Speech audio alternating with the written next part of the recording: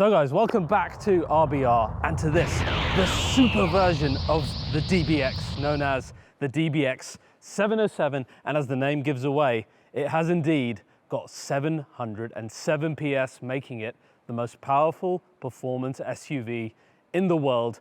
This is not your daddy's Aston Martin. Aston are now aiming for the top of each segment, and it begins with their new dream team who are now taking charge of the company. And this, like the F1 Edition Vantage, is one of the harbingers of a new age at Aston, and it is, as I said, the most powerful performance SUV in the world. This DBX 707 takes the standard DBX and dials everything up to 11 to create what could be the most capable performance SUV in the world. Today, I'm going to strip back the skin, as I always do, show you every part that they've changed inside and out. So let's dive in straight away and check out every detail of the brand new DBX 707.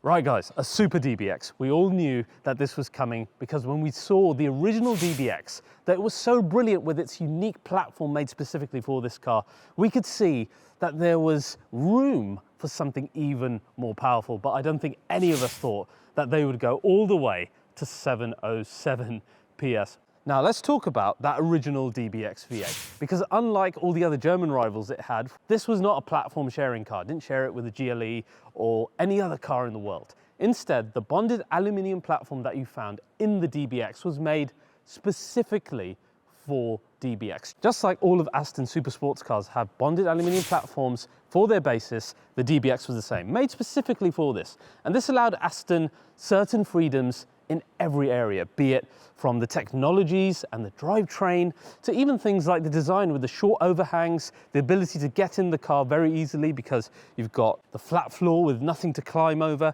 and just generally the shape and size of it looking from the class below, despite being the class leader in interior space. Overall, you can see immediately that they weren't constrained like all the rivals were, be it in their design or their technology. But, and there was a big but, it only produced 540 brake horsepower, 0 to 60 in 4.3 seconds. These were not super SUV numbers, okay? Particularly when you have things like Lamborghini's Urus going all the way up to 650 brake, 0 to 60 in 3.5 seconds, and things much cheaper like Mercedes GLE 63S going up to 630 brake horsepower, and again, a similar 0 to 60 figure. So we knew there was room for more. And that is where the crazy 707 comes in. Now this is a totally different Aston Martin, as I said. Now we have a dream team trio who've come over from Mercedes-AMG in fact, and now we have Tobias Moers as the CEO of Aston Martin. Following him came head of engineering Drummond Jacoy as well, and indeed head of powertrains Ralph Illenberger as well. A dream team trio who have come to create an entirely new vehicle. Now when you look at all the great Aston Martins in the modern era, none of them are really aiming to be the best of any one particular area. Yes, they certainly looked the best in the road in many of our opinions, with the guiding hand of Marek Reichman, again, who we'll talk to a little bit later. They weren't ever the fastest or ever the best handling or ever the most powerful, but these are three areas that this reborn Aston Martin are really hammering home, particularly with the 707.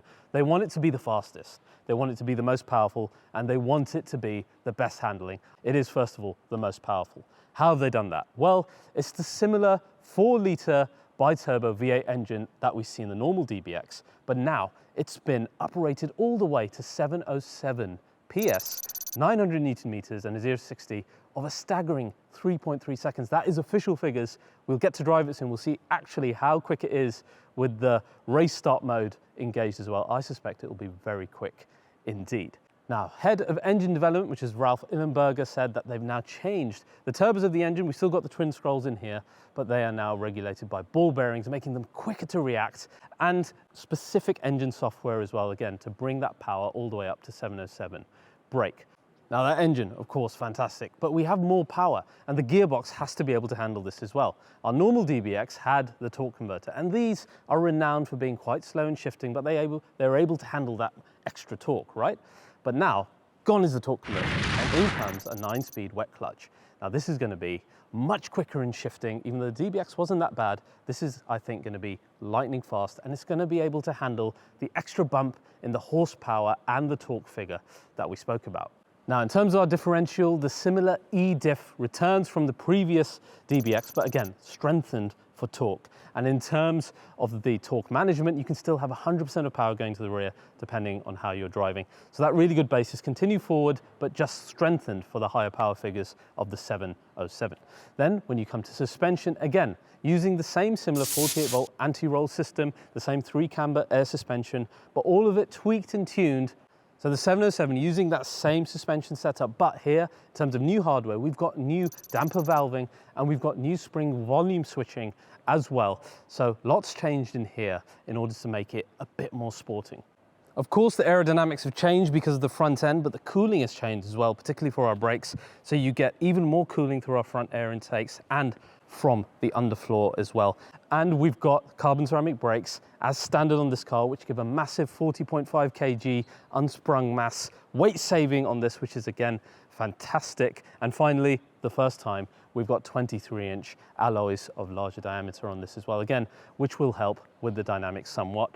Indeed, our wheels sit 7mm further out to give it, I think, more of an interesting stance, but again, helping with the dynamics, I'm sure, as well. So guys, that's the technicalities of the car. Now let's talk a little bit about design, because the first impression that you get of this thing, it looks mean, and Aston keep talking about it as the Alpha, so the main predator of the performance SUV market. And when you see this front end, this is the biggest grille that they've ever done. And it's not just the grille that makes it intimidating, it's all the air around it. Particularly, I'm so glad that they changed the air intakes compared to the round daytime running lights that were aerodynamic features in the last one. This one is not like that, okay?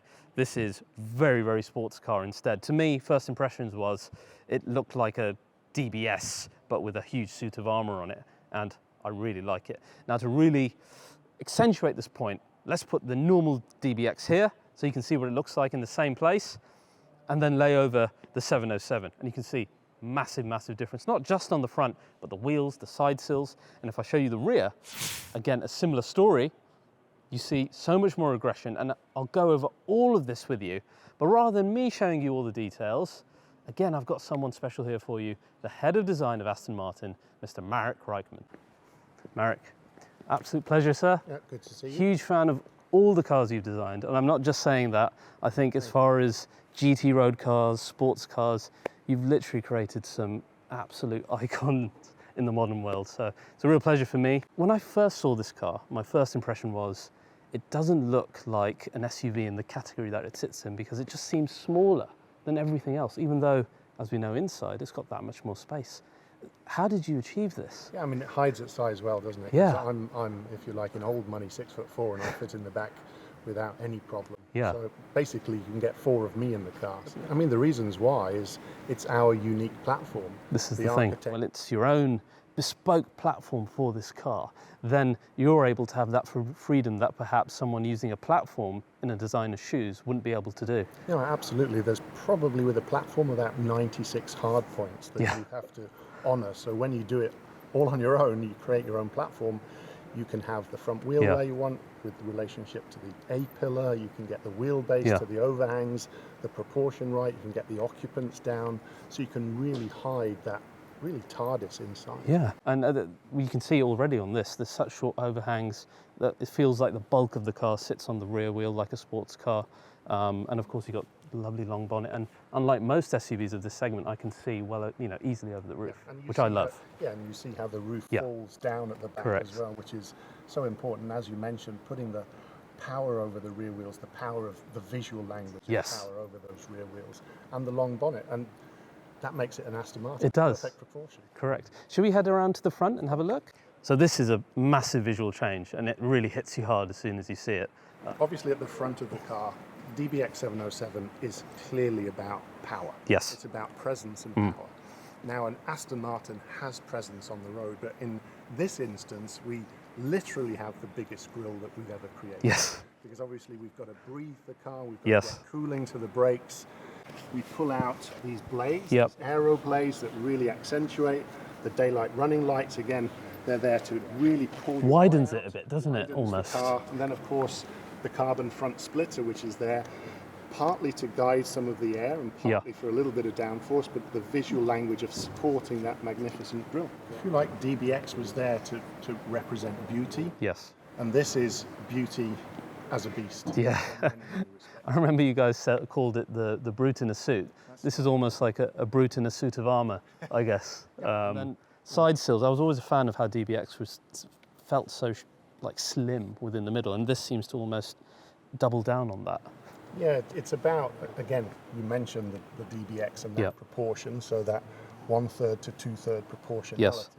This is really about pushing your eye down. Yes. So you're going, as you get below the light line, if you like, you're drawing your eye down to the road. And then on the rear, of course, this is so evident as soon as you see it, the lower diffuser being so aggressive. But what else have you changed on the rear to give it that punch? The quad pipes, obviously, drawing your eye out, so you've now got quad pipes. And then the rear diffuser, again, highlighting the aerodynamics, the diffused air out of the back of the car, this kind of twin splitter, if you like, here on the down vanes.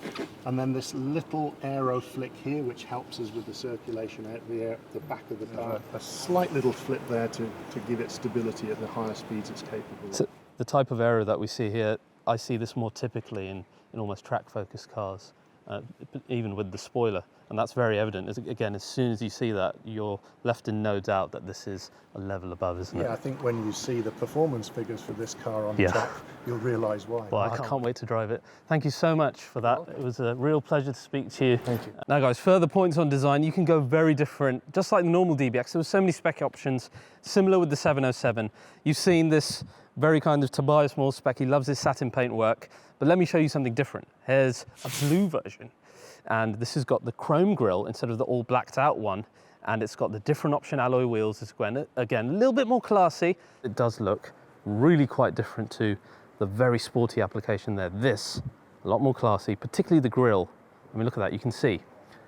It just looks so different to that one. That's a very, very DBS, very sporty, very kind of Zagato look.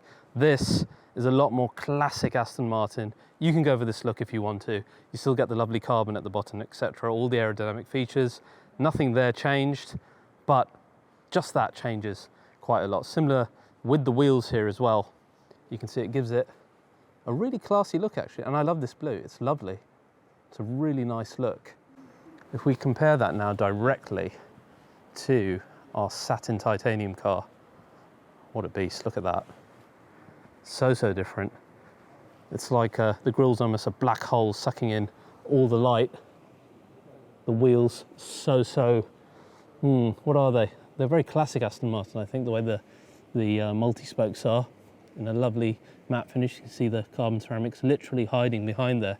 Massive 420mm discs on those. And then that paintwork really accentuates the design of the car. Now, some cool features, for example, got the soft closing doors here, which is new to DBX, behold. And similar story again on the rear. Again, this is important for a car in the luxury class, right? And again, just looking at that rear end, I know it's Marmite for a lot of us, particularly the whole Vantage thing up there, but you know, the new diffuser and the quad pipes, they help so much in this regard, don't they? And I really like that side vent over there. Right guys, now let's head inside finally, and I'll tell you about some of the differences inside the 707. So guys, here we are inside the DBX 707. There's one really significant change in this car, which all comes in the center console, and that is the new dynamic mode select system. So now instead of having to rely on the sub menu to get your driving modes, now you've got them at your fingertips here with your suspension mode button, ESP, manual gearbox, and even an exhaust button switch as well. And this makes so much more sense for a car that is going to be that much more track focused. Looking at all the changes they've made here and the power that they've given it, I think that they're going to try and break the ring record that the RSQ8 has set, and I would be very surprised if they don't achieve that. And on a car like that, you need to have your driving modes and everything accessible to you immediately. That is so important. So really good job on getting that done. In addition to that, we've got driving modes of GT Sport and Sport Plus, both of which feature the race start launch control.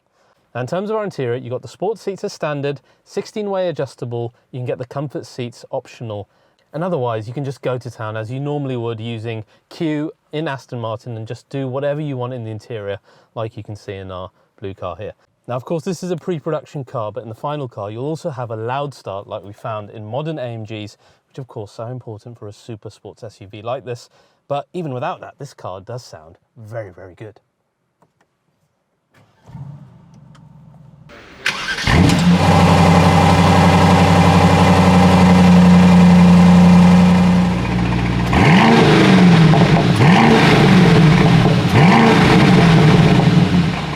Of course, that is not final yet. We will see what the final car sounds like with the loud start when we get to drive it very, very soon. But this engine has never failed us on sound. It always sounds so fantastic in all the Aston applications, and I've no doubt it will in this car as well.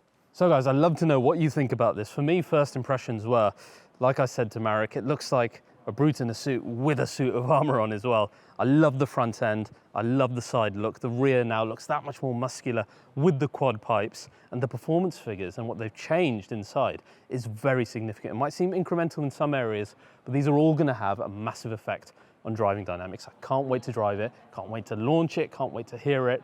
It's going to be very exciting. So if you guys have enjoyed this video, please do like, mainly subscribe to RBR. It really helps the channel grow, and I'll see you guys next time.